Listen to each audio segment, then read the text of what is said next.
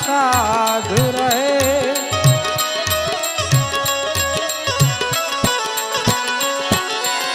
सुख दुख में समता साध रहे। कुछ को